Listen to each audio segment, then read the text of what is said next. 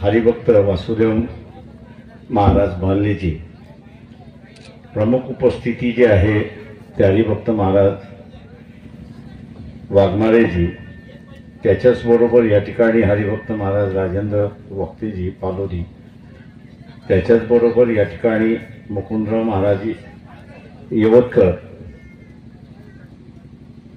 उपस्थितांमध्ये असणारा हरिभक्त महाराज गजानन सरसेजी, त्याच्याच बरोबर हरिभक्त अवगण महाराज, त्याच्याबरोबर या ठिकाणी हरिभक्त गोटे महाराज आहेत,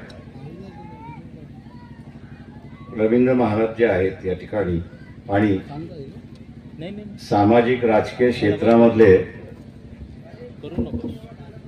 डॉक्टर गायकवाड साहेब, त्याच्याच बरोबर डॉक्टर हर्षवर्धन मालोकारजी, माझ्या बाजूलाच उपस्थित असणारे श्रीधर पांडुरंग पाटीलजी, डॉक्टर प्रवीण पाटील, जिल्हा परिषद सदस्य सुशांत बोर्डेजी, त्याच्याच बरोबर अनुराधाताई ठाकरेजी, आणि त्याच्याच बरोबर समज विखे पाटीलजी, उपस्थित सर्व बंधूंनो, भगिनींनो, बालमित्रांनो, ज्यांची नावं राहिली असतील त्यांनी मला असं माफ करा.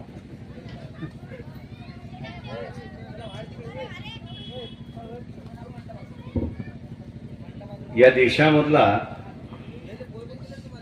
एक जुना वाद आहे, तो शमतो उघडतो, शमतो उघडतो, शमतो उघडतो, अशी असणारी परिस्थिती आहे की ज्याला डॉक्टर बाबासाहेब आंबेडकर यांनी क्रांती आणि प्रतिक्रांती असं त्या ठिकाणी म्हटलेलं आहे. आणि त्यांनी गेले 1500 वर्षाचा वाद त्या पुस्तकामध्ये मांडला. आणि हा वाद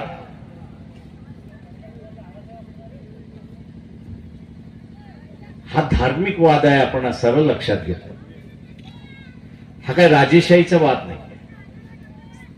या देशामध्ये कुठली विचारसरणी चालेल हा त्याच्यातला असणारा वाद आहे. आणि तो आजही आपण असं या ठिकाणी पाहतो. नवीन आहे असं मी म्हणत नाही. 1800 शतकापर्यंत, म्हणजे जोपर्यंत ज्याला आपल्याला म्हणता येईल की भारतामध्ये पहिल्यांदा सेन्सस झाली नाही, तोपर्यंत या देशातला समूह ज्या ज्या संतांच्या नावाने होता त्या त्या संतांच्या नावाने ओळखल्या जायचं. आणि प्रामुख्याने दोन त्याच्यामध्ये, एक वैदिक धर्माला मानणारा आणि एक संतांच्या धर्माला मानणारा. ही लढाई गेली जुनी आहे. महाराजांनी जसं सांगितल्याप्रमाणे की इथला असणारा हा वाद किंवा संतांची ही परंपरा ही काही 500 वर्षाची नाही, तर ही 1000 वर्षापूर्वीची आपल्याला असणारं मिळत असते अशी परिस्थिती आहे. आणि ही वर्चस्वाची लढाई असं मी त्या ठिकाणी मानतो. संतांचा धर्म, संतांची विचारसरणी ही मानवतेची विचारसरणी, माणसाला माणूस म्हणून स्वीकारणारी आणि माणसाला त्याच्या जगण्याच्या मार्गाचं शिकवण देणारी अशी असणारी ही विचारसरणी. आणि दुसऱ्या बाजूला ही जी वैदिक विचारसरणी आहे, ही वैदिक विचारसरणी माणसाला भेद करणारी, विभक्त करणारी आणि कप्प्यामध्ये बांधणारी अशी असणारी परिस्थिती आहे. या लढा मी फार बागे जाणार नाही, पण महात्मा फुले असेल, शाहू महाराज असतील, महात्मा गांधी असतील, हा सगळ्यांचा लढा हा विषमतेविरुद्धचा लढा. आणि मग ह्या विषमतेविरुद्धच्या लढ्याला कायम स्वरूपी आपल्याला असणारं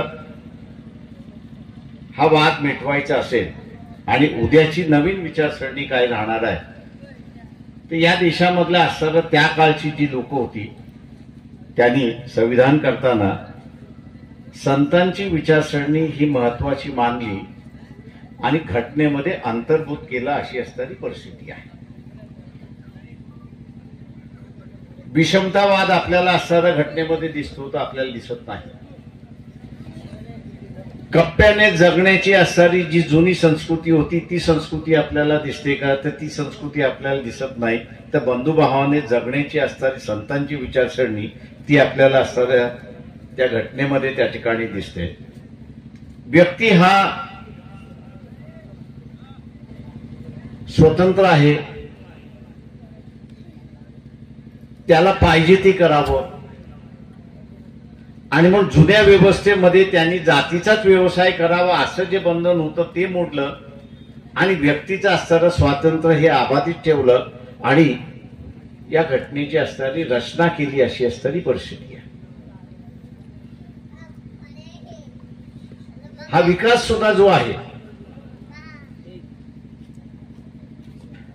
की या देशाचा आपण म्हणतो खुंटला. महाराजांनी म्हटलं की 80 एकरवाले असणारे 4 एकरवरती झाले याची मला कल्पना आहे. नाही असं नाही का एका कुटुंबाची 10 कुटुंब झाली आणि 10 कुटुंब झाली तर जमीन वाटप करता येत नाही. तीच जमीन वाटप करावी लागते आणि त्याच्यामुळे कमी येत जातात ह्याच्याबद्दल दुमत नाही. ही व्यवसाय घेऊन गेला. पण ह्या सगळ्या ह्याच्यावरती असणारा महात्मा फुले आणि डॉक्टर बाबासाहेब आंबेडकर यांनी असणारा तोडगा मांडला. महात्मा फुलेने असूड हे ब्रिटिशांना सादर केलेलं खलिता जो आहे त्याच्या मार्फत मांडला आणि 1918 साली बाबासाहेबांनी असणारं स्मॉल होल्डिंग्स इन इंडिया म्हणजे इथे असणारा लहान शेतकऱ्यांचे समस्या अशा रीतीची असणारं त्यांनी मांडणी त्या ठिकाणी केली. आणि आज जो आपण आपल्याला प्रश्न भेडसावतोय की जमिनीचा तुकडा तेवढाच राहिला, तो वाढवता येत नाही, पण त्या जमिनीवरती खाणारी तोंड वाढली अशी असणारी परिस्थिती आहे.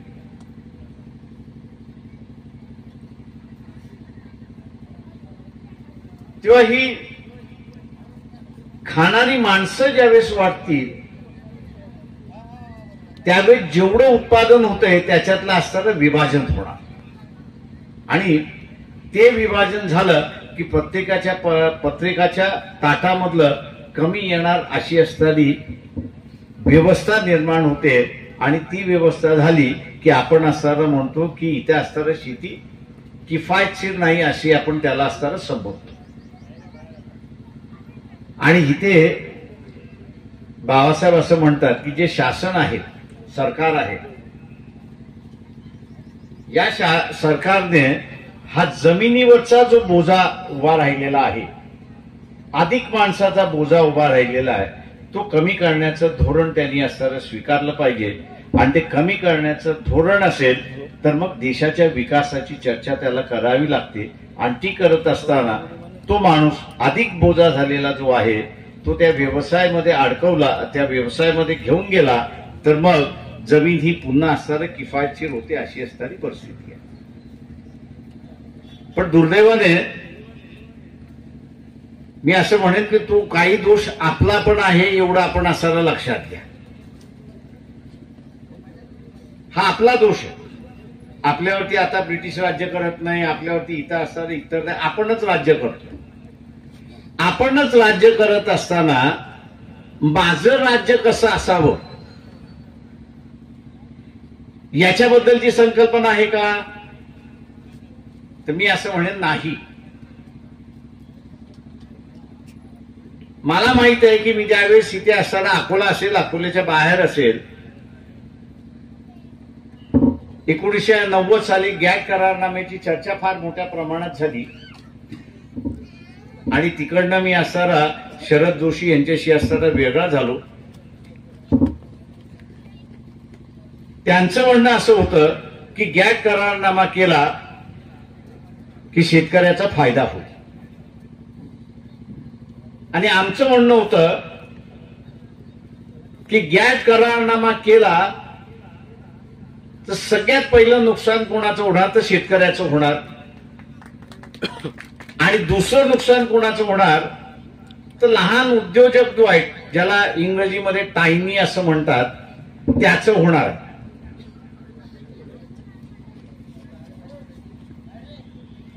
आपण असणारी आपली क्षमता बघत नाही. आपण असणारा आपली क्षमता बघत. आम्ही असताना म्हटलं गॅट का या देशाच्या शेतकऱ्याला नुकसान आहे?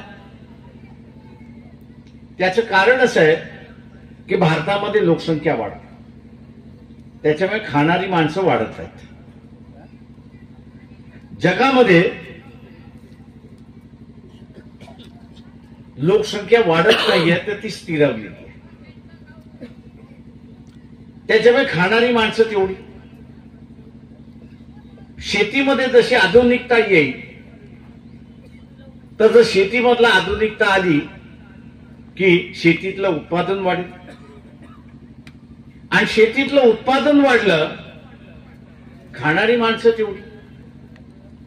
जे शिल्लक राहिलंय ते विकायचं कुठं?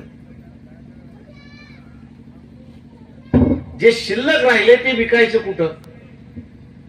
गॅट करार नेमकं तेच म्हणत होता की देशाअंतर्गत, म्हणजे एक देश दुसऱ्या देशाच्या अंतर्गत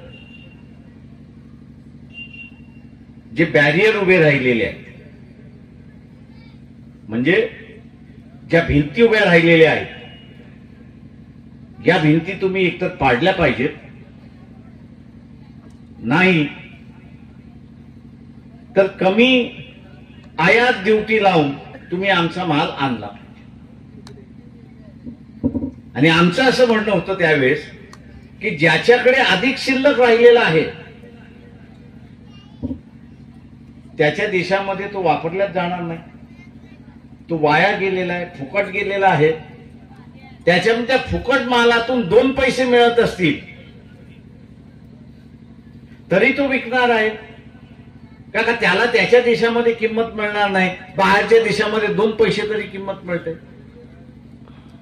जी या देशाची स्पर्धा कुठे होणार आहे, तर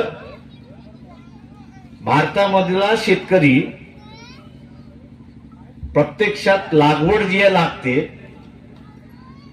त्या लागवडीच्या किमतीबरोबर तो असणारा स्पर्धा करणार आहे.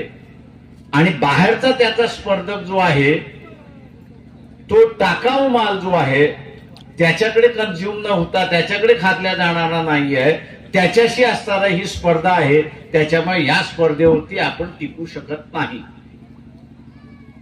मी इथेच याच अकोल्याच्या असणाऱ्या कोर्टामध्ये असणारी एक केस दाखल केली होती की कापसाला एकाधिकार योजना संपत आली होती. त्यांनी 1900चा क्विंटलचा भाव दिला होता, पण मुंबईच्या बंदरामध्ये कापूस हा 1500 रुपये क्विंटलनी त्या ठिकाणी आणला. आता इथला व्यापारी ज्यावेळेस व्यापार करायला जाईल त्यावेळेस तो नेहमी काय म्हणेल की तो जर 1500 मध्ये येतोय आणि मला टिकायचं असेल तर मला किमान 1400 मध्ये मिळाला पाहिजे. तो नुकसान करून तो असणारा 1900 मध्ये घेणार नाही का? त्याचं नुकसान आहे तिथे. आणि शेवटी मला असणारा केंद्र शासन, राज्य शासन सगळे, शरद पवार वगैरे सगळे, प्रकाशराव केस विड्रॉ करा. म्हटलं मी विड्रॉ करणार नाही. मला काय निकाल द्यायचा असेल तो द्या, पण लोकांसमोर ही परिस्थिती गेली पाहिजे की तुम्ही जे गॅट करारनामा केलाय त्या गॅट करारनाम्यातून देशाचं नुकसान तर झालेलंच आहे, पण त्याच्याच बरोबर या देशातल्या शेतकऱ्याचं नुकसान झालेलं आहे आणि तेही आपण असणारं त्या ठिकाणी बघतो.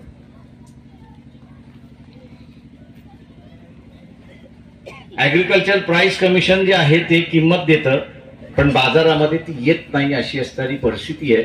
नेहमी त्याच्यापेक्षा कमी किमतीने असणारा माल आपल्याला विकावा लागतोय. त्याचं कारण असणारा गॅट हा आहे, हे आपण असणारं लक्षात घ्या. हे दुरुस्त करू शकतो का? आता आपण निश्चितपणे दुरुस्त करू शकतो. पण आता कालच्याच वर्तमानपत्रामध्ये आपण असं वाचलं असेल किंवा आजच्या वर्तमानपत्रामध्ये आपण वाचलं असेल की केंद्र शासनाने 14,000 कोटीची असणारी तुरीचं पीक, तुरीची डाळ ही बर्मा म्हणजे जुनं बर्मा आत्ताचं असणारं म्यानमार जे आहे त्या असणाऱ्या सगळ्या राज्यांकडून असणारं इम्पोर्ट केलेलं आहे. आता 14,000 कोटी 2% जरी धरले तर किती होतात? आपणच हिशोब करा. आता इथला राजकारणी हा असणारा 2% सोडणार का? तर नाही. का त्याला माहितीये हे 2% सोडले आणि इथल्या असणाऱ्या शेतकऱ्याला मी असणारं जर ताकदवर केलं आणि दुसऱ्या पिकाला असणारं त्याला पाणी दिलं तर हे 14,000 कोटी जे आहेत ते बाहेर जाण्यापेक्षा या देशाच्या शेतकऱ्याच्या पदरामध्ये येतील. तो स्ट्रॉंग होईल, तो मजबूत होईल. तो मजबूत झाला की मला विचारणार नाही म्हणून त्यालाच मातीत घाला असं असणारं धोरण या ठिकाणचं नियंत्रण असलं पाहिजे असं आपल्याला वाटत नाही.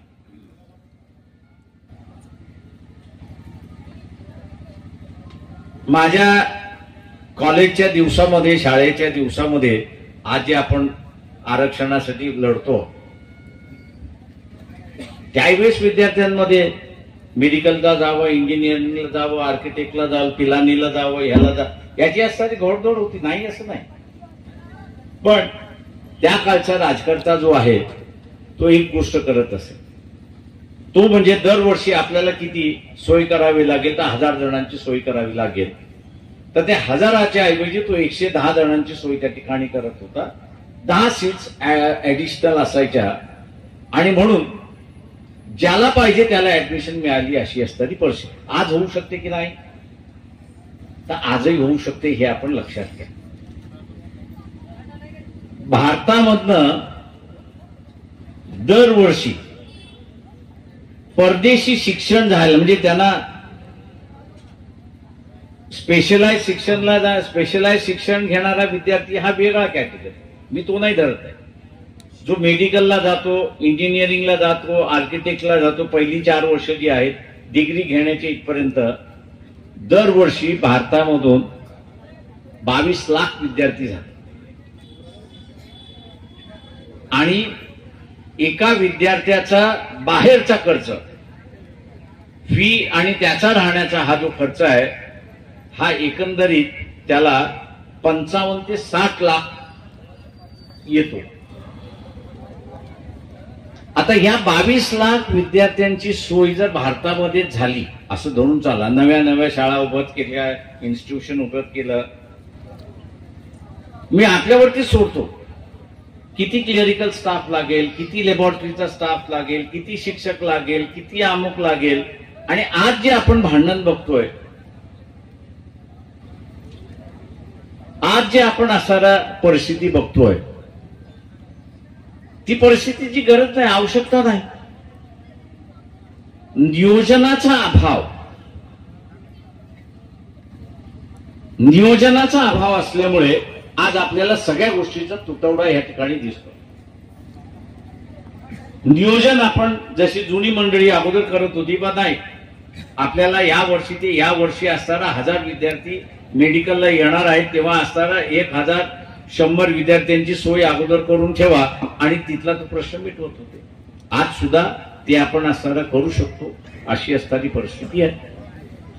फक्त मी जसं म्हणालो की आपले फंडा हे व्यवस्थित असले पाहिजे, म्हणजे आपले जगण्याचे सिद्धांत जे आहेत हे स्पष्ट असले पाहिजे. मी अर्धवट इथे आणि अर्धवट तिथे अजिबात चालणार नाही. त्याला शेवटी राज्यकर्ता मी जसं म्हणालो तसं आपल्यामधलाच आहे, दुसरा कोणीच नाहीये. तो आपल्यामधला जरी असला तरी तो प्रबोधनाला बळी पडेल का? तर निश्चितपणे बळी पडेल. माणसाचा स्वभाव मी त्याला काही हे करत नाही. पण त्याच्या एकदा लक्षात आलं की हे जर मी बळी पडायच्या कामकाजाला लागलो आणि लोकांच्या लक्षात आलं की त्याच्या धोरणापासून मी वेगळा झालोय तर मी वेगळा होतो अशी असणारी परिस्थिती. आणि म्हणून माझं आपल्याला या ठिकाणी म्हणणं आहे की त्या सारा आरक्षणाचा मुद्दा हा माझ्या अंदाजानं बऱ्याच जणांना माहीत नसेल की 1920 साली सायमन कमिशन पहिल्यांदा ज्यावेळेस आलं, त्या सायमन कमिशन पुढे साक्ष देत असताना या देशामध्ये ब्रिटिश सरकारची मदत किंवा कुठल्या कुठल्या समूहाला त्यांनी असताना मदत केली पाहिजे अशी यादी त्यांनी असताना ज्या ठिकाणी केली, त्यामध्ये त्यांनी असणारा मराठा समाजाचा असणारा उल्लेख सुद्धा त्या काळी केला होता. पुढे त्या सायमन कमिशनचा अहवाल ब्रिटिशांनी स्वीकार केला, पण त्याच्यावरती कारवाई त्यांनी केली नाही. त्यांनी 1935 साली असणारा सेकंड राऊंड टेबल, पहिलं round table, second round table झालं आणि त्याच्यातून भारताची पहिली संविधान निर्माण झालं. त्या संविधानामध्ये आपण बघितलं असेल की फक्त एससी आणि एसटी यांचीच यादी त्यावेळेस करण्यात आली. ब्रिटिशांनी सुद्धा आपण ओबीसीची यादी ही असणारं नंतर करू, पण ज्यांना आपण सवलती देत आहोत, ज्यांना आपण मदत करत आहोत, सवलती देत आहोत, त्या सगळ्यांचं आपण असणारं त्या ठिकाणी केलं पाहिजे. तोच धागा धरून बाबासाहेबांनी 1900 संविधान समितीमध्ये 340वा कलम करून येणाऱ्या सरकारवरती जबाबदारी टाकली की या देशामधली सत्ता आणि संपत्ती ही सार्वत्रिक झालेली नाही, तेव्हा तुम्हाला सार्वत्रिक करावी लागेल. आणि ती सार्वत्रिक करायची असेल तर सरकारमध्ये यांचा असणारा सहभाग होणं भाग आहे. आणि म्हणून त्यांनी 340व्या कलमामार्फत मागासवर्गीयांची यादी कोण कोण आहे, या सामाजिक आणि शैक्षणिक आणि राज्यकर्त्याच्या दृष्टिकोनातून मागास कोण राहिलेले आहेत, त्या सगळ्यांना असणारा आपण त्यांचं शासनातलं मागासपण आपण कमी केलं पाहिजे या दृष्टीने त्यांनी असणारं त्या ठिकाणी मांडलं होतं. आत्ताचं मी असणारं सुद्धा जे बघतोय की जागा कमी असल्यामुळे इंटेन्स कॉम्पिटिशन सुरुवात झालेलं आहे. म्हणजे ज्या वयामध्ये ज्या गोष्टी सहज, म्हणजे आम्हाला त्या सहज मिळाल्या, भांडावं लागलं नाही, लढावं लागलं नाही, सहज मिळाल्या आणि त्याच्यामुळे स्वीकारण्याची भूमिका झाली. आत्ताच्या ह्याच्यामध्ये त्याच्या नको त्या वयामध्ये त्याला संघर्ष करावा लागतोय आणि नको त्या वयामध्ये संघर्ष करावा लागल्यामुळे तो एकमेकांबद्दल आपुलकी ही ठेवत नाही. अजून बरं आहे की तो द्वेष करत नाही. जिथे आपुलकी संपली तिथे द्वेष भावना कधीही निर्माण होऊ शकते. आणि हे मी असं म्हणेन की भारतीय व्यवस्थेमध्ये आणि भारतीय मानसिकतेमध्ये अवलंबून हा जो भाग आहे. मी वारीकडे बघत असताना लोक चालत जातात, श्रद्धेने जातात, आमुख्याने जातात, पण तो एक उत्तम सहजीवनाचा मार्ग आहे असं मी त्या ठिकाणी मानतो. मी वारीमध्ये गेलोय,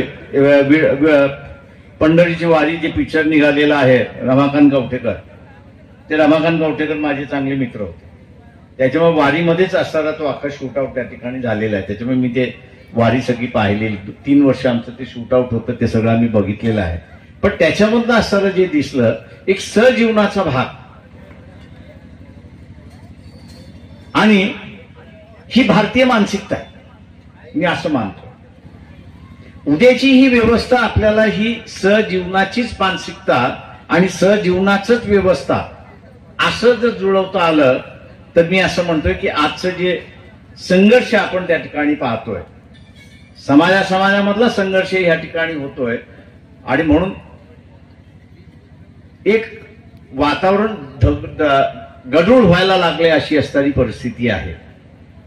सामाजिक दृष्टिकोनातून वातावरण गढूळ व्हायला लागलं तर याची पहिली कॅज्युअल्टी हा कुठलाही माणूस असा उभा राहत नाही की मी ज्याच्यावरती विश्वास ठेवू शकतो. शेवटी कुठल्याही गोष्टीला नायक हे लागतच, नाही असं नाही, पण ती व्यवस्थाच नायक निर्माण करू शकली नाही. मग काय, आज आपण असताना ज्या व्यवस्थेकडे चाललेलो आहे, मी असताना पाहतोय की तिथे नायकच सध्या नाहीये. आजच्या व्यवस्थेमध्ये नायक नाहीच आहे. की मी ह्याच्यावरती मी नेहमी म्हणत असतो, मला लोक शिव्या घालतात त्याच्यामध्ये, की म्हटले एक माणूस होता, शेवटचा होता असं मी त्या ठिकाणी मानतो, की ज्या नायकाच्या भूमिकेमध्ये होऊ शकत होता तो म्हटलं अटल बिहारी वाजपेयी. आपल्या पक्षाला सुनवायचं असेल तो सुनवतही होता, आपल्या पक्षाच्या विरोधात जायचं असेल तो विरोधातही जात होता.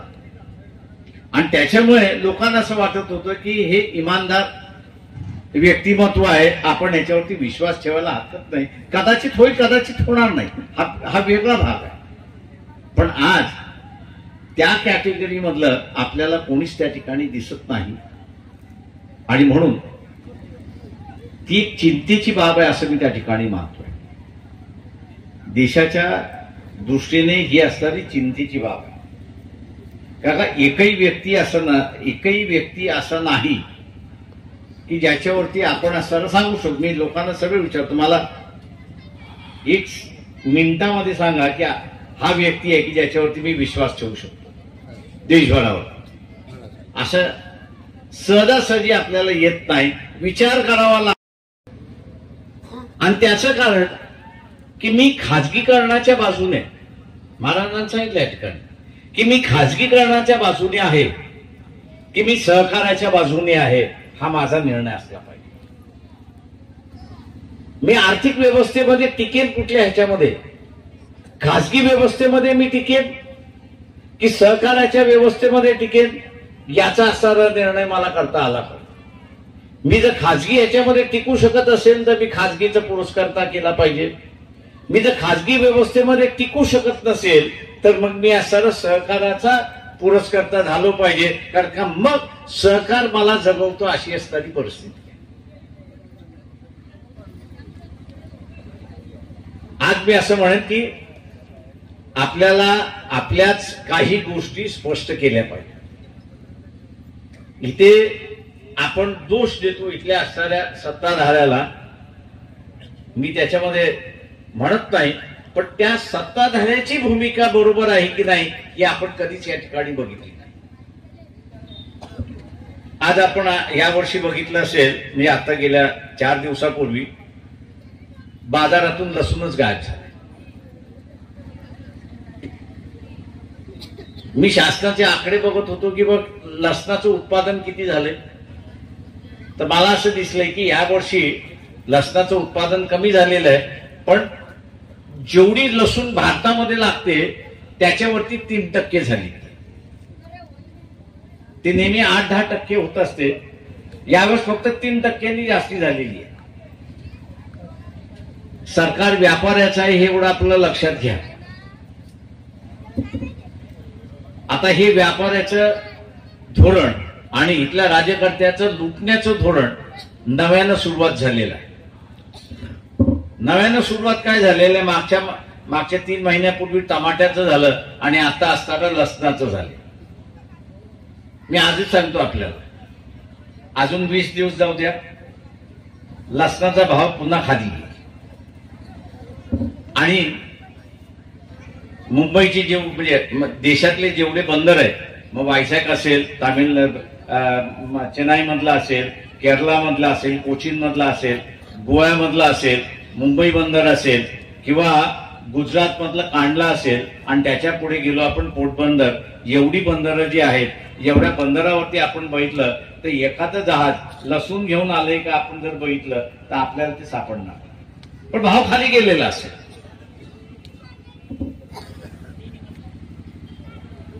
आता इथे लुटण्याचं नवीन प्रकार सुरुवात झालेला आहे.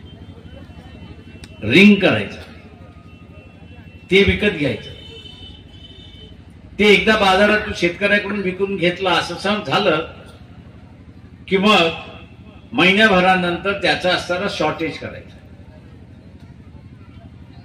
महिना सव्वा महिना तो शॉर्टेज ठेवून द्यायचा आणि त्याच्यानंतर पुन्हा असणारा भाव त्या ठिकाणी कमी करायचा आणि त्याला मोकळं होऊन जायचं.